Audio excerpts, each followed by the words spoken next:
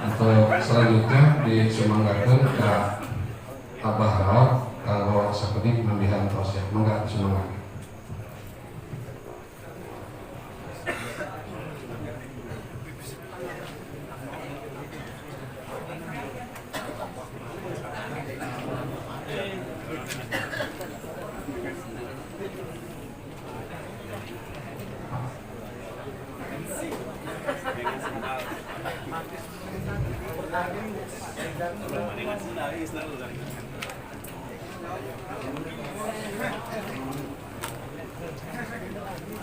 Assalamualaikum warahmatullahi wabarakatuh.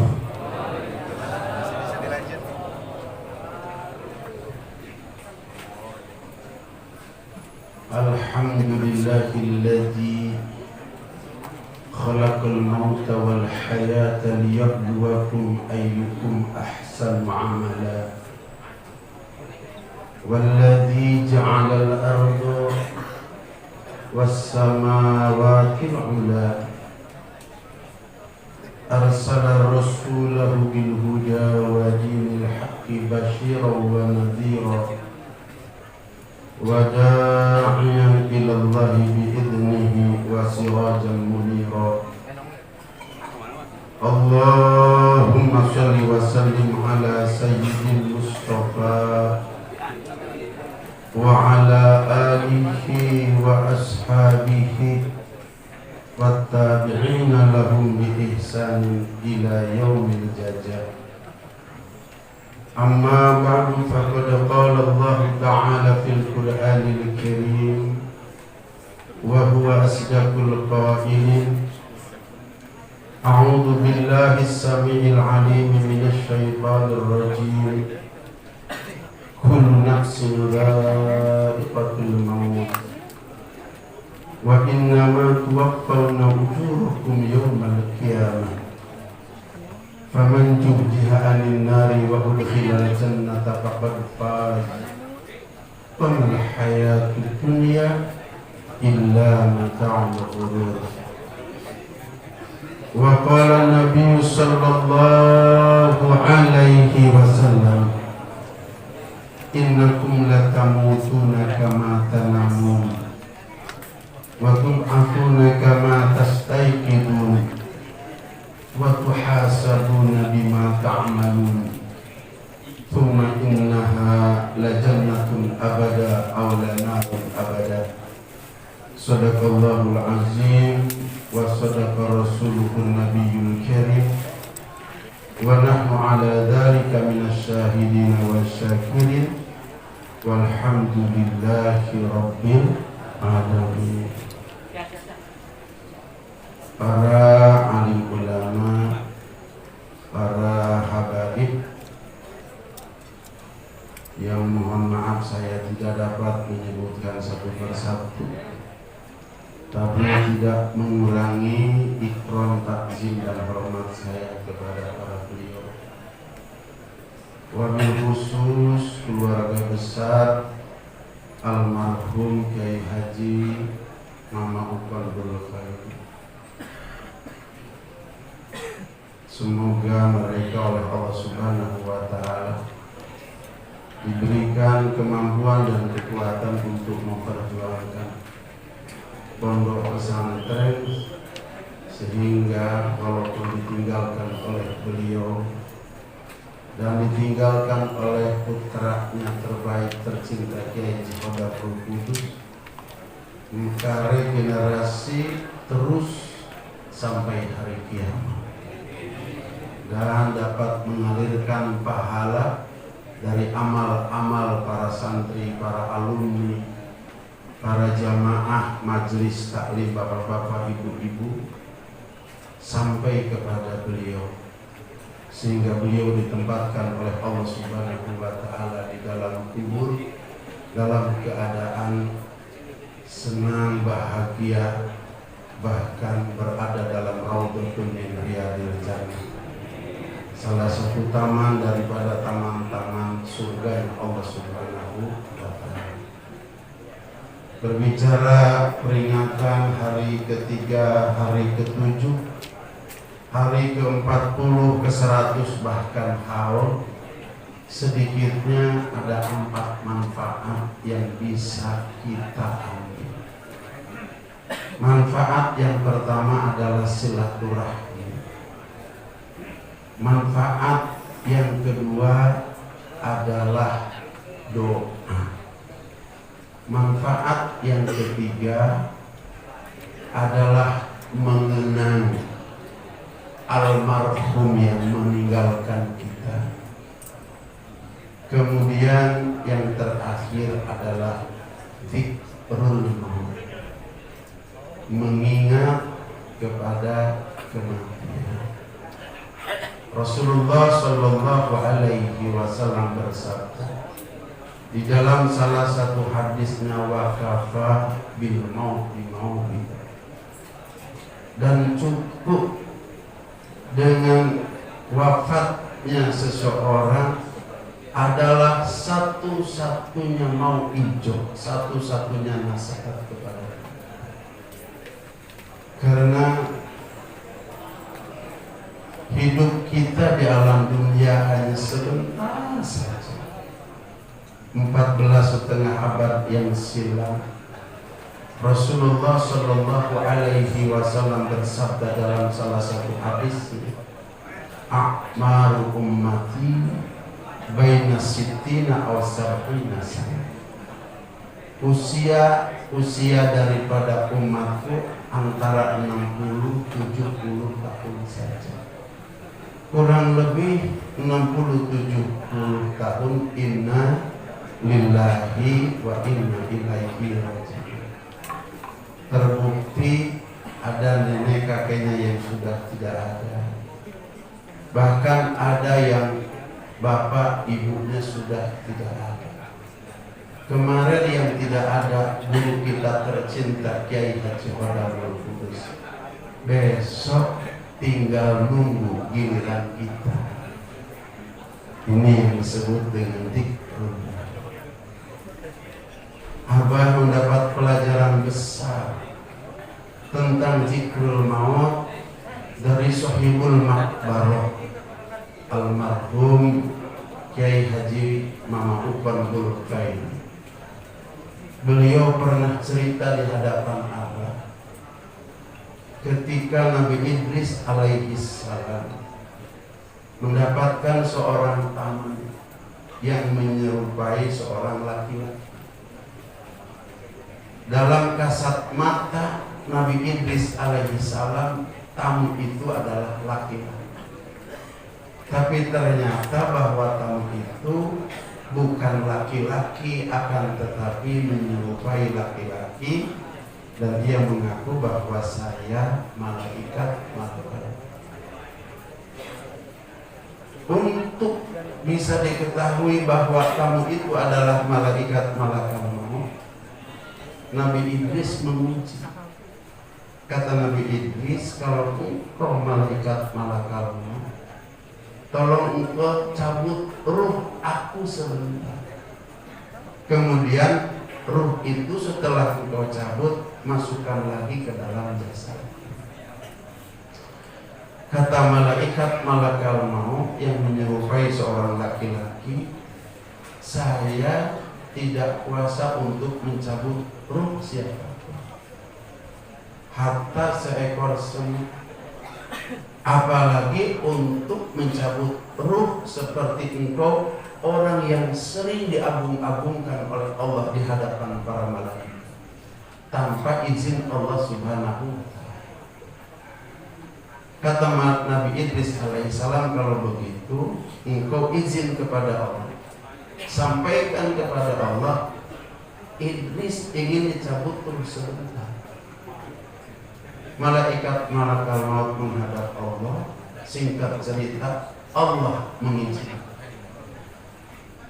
Maka malaikat malakal maut pun kembali kepada rumah Nabi Idris alaihissalam. Proses pencabutan ruh Nabi Idris pun dilakukan oleh malaikat malakal maut. Kemudian karena perjanjiannya dimasukkan kembali ruh itu ke dalam jasad Nabi Idris, maka setelah ruh keluar, ruh pun dikembalikan kepada jasad Nabi Idris sehingga Nabi Idris hidup kembali. Akan tetapi apa yang terjadi pada saat perjumpaan antara Nabi Idris dengan malaikat malakal maut, wajah Nabi Idris penuh ceria, penuh kebahagiaan dan penuh kesenangan. Akan tetapi usai dicabut ruh, kemudian ruh dikembalikan, wajah Nabi Idris biru kehitam-hitam. Sikap Nabi Idris seperti sedang menghadapi problem yang sangat besar, sehingga malaikat malakal maut bertanya kepada Nabi Idris alaihissalam, wahai Idris, apa gerangan yang terjadi? Awal perjumpaan aku dengan engkau, wajah engkau ceria, bahagia.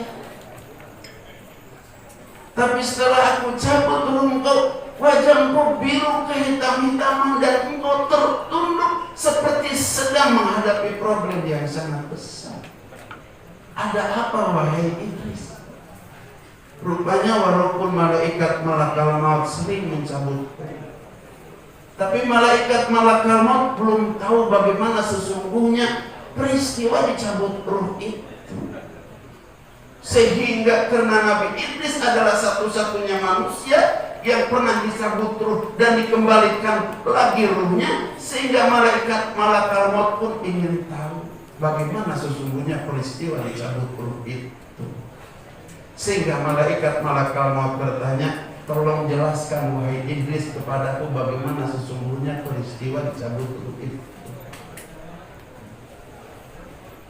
Nabi Idris belum lagi berbicara menjawab pertanyaan malaikat malakal maut. Air mata Nabi Idris membasahi pipinya, membasahi jenggot. Seraya Nabi Idris berkata, wahai malaikat maut, kalau engkau ingin tahu bagaimana sesungguhnya peristiwa dicabut ruh, aku ingin gambarkan kepadamu seolah-olah engkau menebang satu pohon. Pohon itu penuh dengan duri, pohon itu penuh dengan dahan dan ranting. Kemudian pohon itu engkau masukkan ke bokongku, tembus di ubun-ubunku. Setiap duri menyucuk setiap dagingku, dan setiap dahan ranting mengikat urat dan mengikat ususku. Kemudian engkau tarik dengan tenaga yang sangat kuat. Kata Nabi Idris, wallahi aku belum pernah merasakan sakit seperti itu.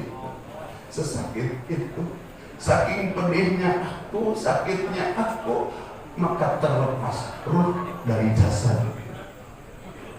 Bapak Ibu sekalian, ini yang dicabut ruh Nabi Idris, yang tidak pernah maksiat kepada Allah, yang tidak pernah durhaka kepada Allah, penderitaannya semacam itu.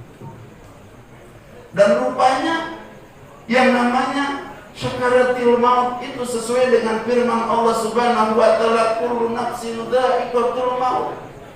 Setiap mereka yang bernyawa akan merasakan perihnya sakaratil maut.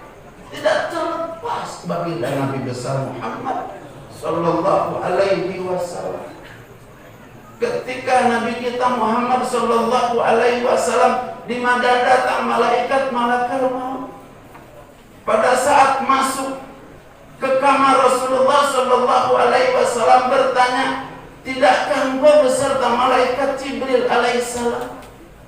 Tidak, karena malaikat Jibril sedang menghadap Allah Subhanahu wa taala dalam rangka prosesi kematian engkau wahai Muhammad.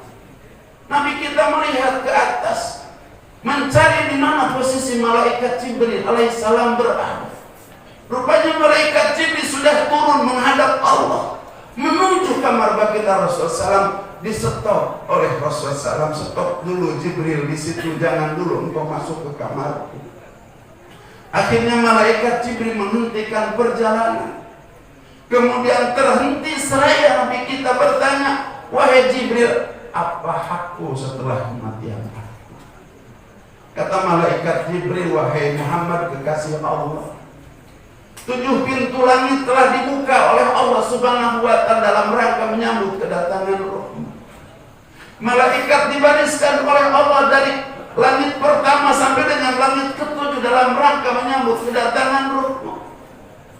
Allah telah perintahkan kepada malaikat Malik untuk menutup rapat-rapat 7 pintu neraka dalam rangka menyambut kedatangan Roh-Mu.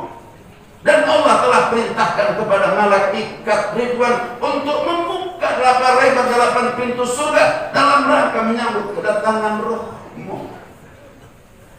Nabi tidak tersenyum sedikit, tidak menunjukkan gembira wajahnya sedikit pun, sehingga malaikat Jibril bertanya, wahai Muhammad kekasih Allah, tidakkah engkau bahagia dengan kabar besar ini?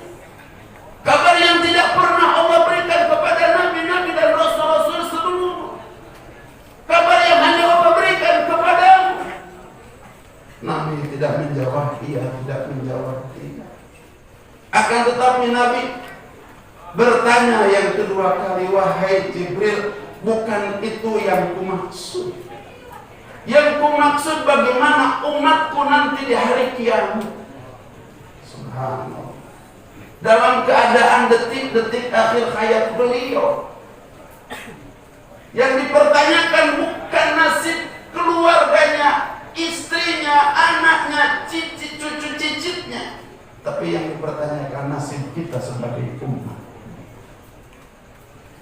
Kata malaikat Jibril, wahai Muhammad kekasih Allah, aku telah mendengar Allah Subhanahu wa Ta'ala berfirman bahwa 8 pintu surga diharamkan dimasuki oleh umat-umat terdahulu, kaum-kaum terdahulu, kecuali dimasuki oleh dirimu dan umatmu terlebih dahulu.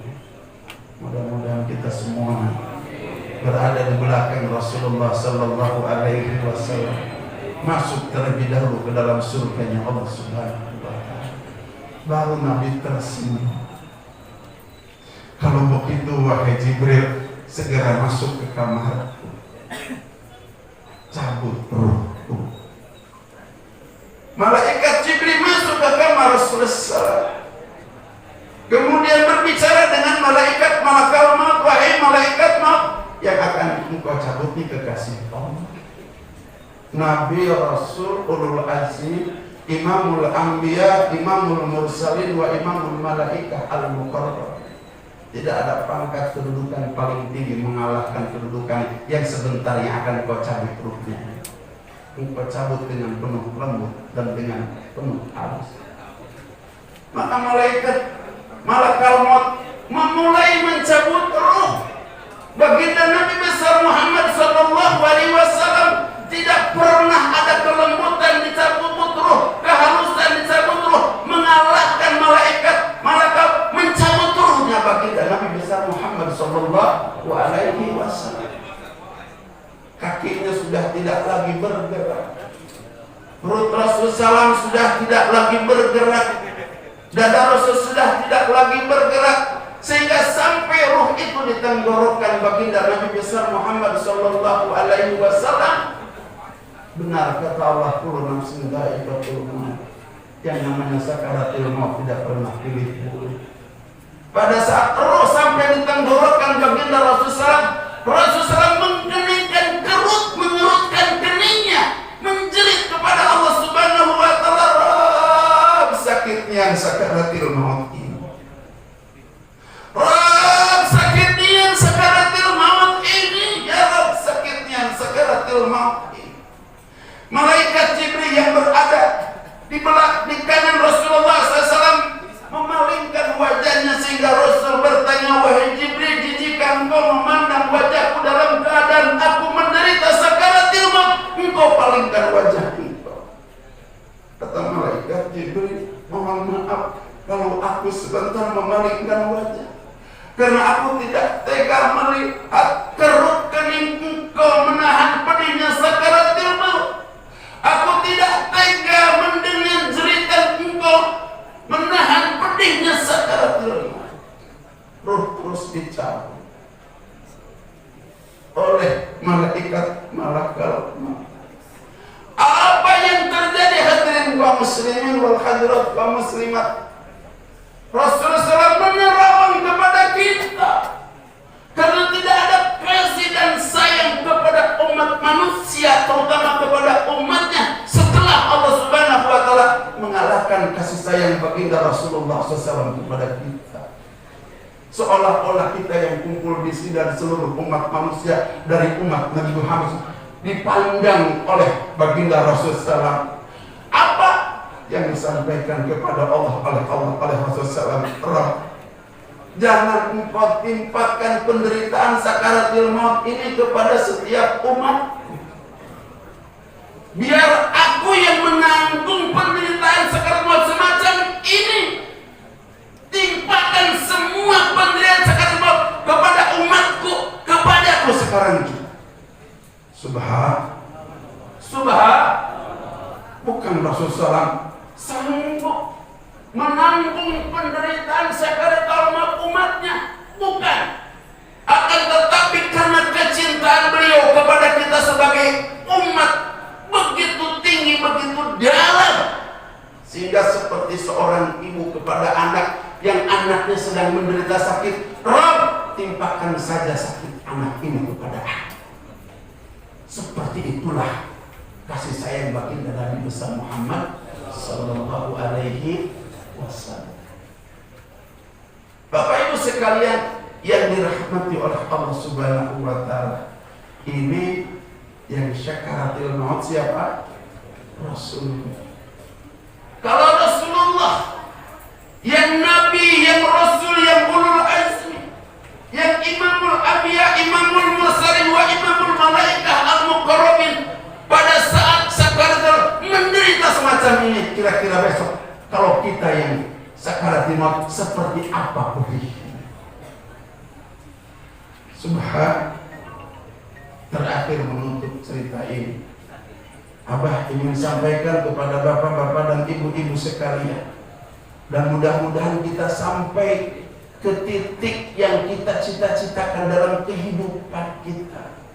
Karena kita adalah orang-orang yang berasal dari surga, sesuai dengan nenek kakek kita Nabi Adam alaihissalam dan Siti, dan harus kembali ke surga. Ini yang terakhir ingin Abah sampaikan, yang mungkin jarang disampaikan oleh para alim ulama. Bapak Ibu sekalian, besok setelah manusia yang terakhir, ini saya dapat cerita dari Kiai Uban Bulfai. Setelah manusia yang terakhir diangkat daripada neraka, karena besok dalam api neraka itu akan dihabiskan dulu orang-orang yang disiksa. Kemudian malaikat sudah naik ke atas, ditegur oleh Allah Subhanahu wa Ta'ala, wahai para malaikatku, kenapa engkau naik? Sudah habis ya, semuanya sudah dimasukkan ke dalam surga. Kata Allah, aku maha dengar, aku maha melihat, masih ada seorang engkau kembali, engkau turun. Maka turun, kemudian rupanya berada di kerak api neraka. Malaikat seperti menemukan satu cahaya ketika kita main pasir. Di senter matahari, itulah cahaya ini. Dimasukkan ke dalam ma'ul hayat, air kehidupan. Maka berdiri. Bapak Ibu sekalian, ingin Abah sampaikan bahwa sesungguhnya potongan-potongan surga itu sudah dinampakkan oleh Allah di alam dunia. Postur tubuh ahli surga adalah postur tubuhnya Nabi Adam, 27 meter. Bahunya 9 meter. Kegantengan ahli surga adalah Nabi Yusuf. Yusuf di surga orang model seperti wajah Nabi Yusuf alaihissalam. Ceritanya panjang. Suaranya Nabi Daud. Itu suara ahli surga. Kalau ada daun yang jatuh, Nabi Daud sedang membaca Jabur, itu daun tidak jatuh ke tanah sebelum Nabi Daud shadaqallahul azim. Perangai kita, akhlak kita Nabi kita Muhammad sallallahu alaihi wasallam. Siapapun orangnya, berapa lama pun ia masuk di dalam api neraka, ketika sudah diangkat habis dosanya, maka postur tubuhnya Nabi Adam alaihissalam, wajahnya Nabi Yusuf alaihissalam, suaranya Nabi Daud alaihissalam, dan akhlaknya baginda Nabi besar Muhammad sallallahu alaihi wasallam. Kira-kira indah enggak di situ? Kemudian kata Allah Subhanahu wa taala setelah semua masuk surga, wahai Ruhul Amin, engkau cari tempat yang paling tinggi, seru mereka ahli surga, karena aku telah menyiapkan satu tempat sejauh mata memandang. Aku siapkan buah-buahan, aku siapkan minuman, bahkan aku siapkan pakaian yang aku desain untuk mereka. Maka malaikat Ruhul Amin berdiri, wahai ahli surga, Allah Subhanahu wa taala menyampaikan ucapan selamat datang kepada kalian di surgaku. Dan Allah Subhanahu wa taala rindu kepada kalian, mengalahkan kalian rindu kepada Allah Subhanahu wa taala. Kata Allah Subhanahu wa taala, keluar kalian dari rumah-rumah kalian. Di sana Allah telah siapkan satu tempat yang sangat luas sejauh mata memandang untuk menghidmat kalian. Tidak ada satu ahli surga kecuali keluar dari rumahnya, kemudian masuk ke dalam ruangan itu. Singkat cerita, Allah datangkan 70 macam buah-buah. Bukan buah dunia, buah surga. Kalau buah dunia yang 1% seperti itu, buah surga itu 99%. Kira-kira seperti apa? Yang kedua didatangkan 70 macam minuman. Dinyatakan Rasulullah SAW yang merasnya Allah, yang bikin botolnya Allah, yang bikin tutupnya Allah, yang bikin segelnya Allah. Buat mereka yang pada saat nonton orang-orang kafir minum di kafe sana, di bar sana, tapi ia takut kepada Allah. Ini akhafullah. Ini kata Allah, aku ciptakan, aku yang bikin sendiri. 70 botol diminum tidak mabuk. Satu botol enak sampai dengan 70. Yang terakhir, Allah tumbuhkan setiap satu orang satu pohon. Setiap dalam satu pohon ada 7 ranting atau 7 dahan. Setiap satu dahan satu setel pakaian yang didesain oleh Allah Subhanahu wa taala. Kira-kira kalau ada pakaian yang didesain oleh Allah, indah enggak? Indah enggak kira-kira? Kata malaikat Ruhul Amin, pakai itu pakaian Allah sengaja ciptakan untuk kalian semuanya. Ini desainan Allah Subhanahu wa taala, sehingga ahli surga berganti baju dengan baju yang didesain oleh Allah Subhanahu wa taala. Saling lihat di antara mereka. Pada saat saling lihat di antara mereka, antara satu dengan yang lainnya, bisa dibayangkan postur tubuh Nabi Adam, wajah Nabi Yusuf alaihissalam, suara Nabi Daud alaihissalam, perangai Nabi Muhammad SAW dengan baju yang sangat indah. Yang paling mengejutkan, tiba-tiba ada satu suara. Suara itu berbunyi, adakah janji-janjiku semuanya telah terpenuhi? Semua ahli surga tahu bahwa yang berbicara itu adalah Allah Subhanahu wa taala. Semua ahli surga menjawab kepada Allah Subhanahu wa taala, semua janji engkau telah terpenuhi, melebihi taat kami, ibadah kami kepadamu. Tidak ada apa-apanya ibadah kami kepada dibandingkan dengan nikmat yang telah engkau berikan kepada kami. Akan tetapi satu yang belum engkau berikan kepada kami. Kata Allah, apakah itu? Kami belum dapat memandang wajahmu, kata para ahli surga. Kata Allah, sebentar aku akan buka hijabku, dan kalian sebentar akan dapat memandang wajah aku, kata Allah Subhanahu wa taala. Kata Allah, sekarang aku telah membuka hijab. Buka matamu lebar-lebar, pandang wajah aku, kata Allah Subhanahu wa taala. Pada saat semua mendengar bahwa Allah telah membuka hijab dan kalian pandang wajahku, tidak ada seorang pun yang sanggup memandang wajah Allah, sujud di hadapan Allah semuanya, seraya mereka berkata, malu ya Rabb, memandang wajahmu. Mata ini pernah durhaka kepadamu, mata ini pernah bermaksiat kepadamu. Kata Allah Subhanahu wa taala, tidak wahai hambaku, angkat kepala kalian di sini, tidak ada sujud lagi.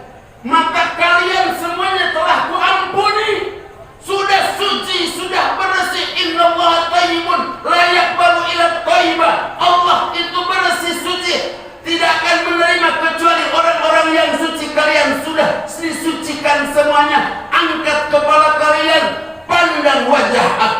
Allah Subhanahu wa Ta'ala. Semua ahli surga mengangkat kepalanya, kemudian pelan-pelan membuka matanya sambil malu di hadapan Allah Subhanahu wa Ta'ala. Kemudian semua ahli surga tidak ada satu yang ketinggalan kecuali dapat dengan jelas memandang wajah Allah Subhanahu wa Ta'ala.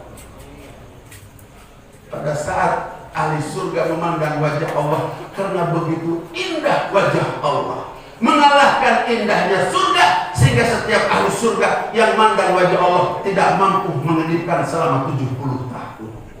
Ini sabda Rasulullah Sallallahu Alaihi Wasallam. Mudah-mudahan dengan zikrul maut yang kita hadir pada malam hari ini oleh Allah Subhanahu wa Ta'ala dijadikan kita orang-orang yang ahli Quran, ahli ibadah, ahli membaca Quran, ahli zikir, ahli tahajud, ahli duha, istiqomah sampai akhir hayat, sehingga kita wafat dalam keadaan husnul khotimah, selamat di kubur, selamat di ba'as, di mahsyar, selamat di hisab, selamat di sirat, masuk ke dalam surganya Allah, dapat berjumpa dengan Allah Subhanahu wa Ta'ala. Hadanallahu wa iyyakum ajma'in wa adkhalana fi zumratil muwahhidin fi jannatin na'im. Aqulu qouli hadza fastaghfiru innahu wal ghafurur rahim. Subhanallahi wa bihamdihi, subhanallahi wa bihamdika, asyhadu an la ilaha illa anta, astaghfiruka wa atubu ilaik. Subhana rabbika rabbil izzati amma yasifun wa salamun alal mursalin walhamdulillahi rabbil alamin. Sekilas ini menyampaikan apa yang telah disampaikan oleh Mama Upan Pulko ini, karena saya adalah salah seorang adik iparnya dan sekaligus saya adalah alumni. Assalamualaikum warahmatullahi wabarakatuh.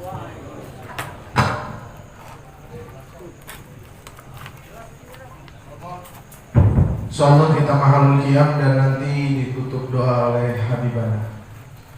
Allah ya Nabi salam alaika, ya Rasul salam alaika, ya Habib salam alaika, salawatullah alaika, ya Nabi salam alaika, ya Rasul salam alaika, ya Habib salam alaika, salawatullah alaika.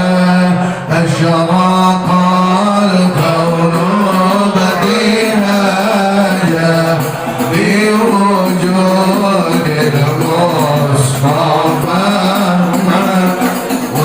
ولأهل الكون أنصر وسرور قد تجاد الله يا نبي سلام عليك، يا رسول سلام عليك، يا حبيب سلام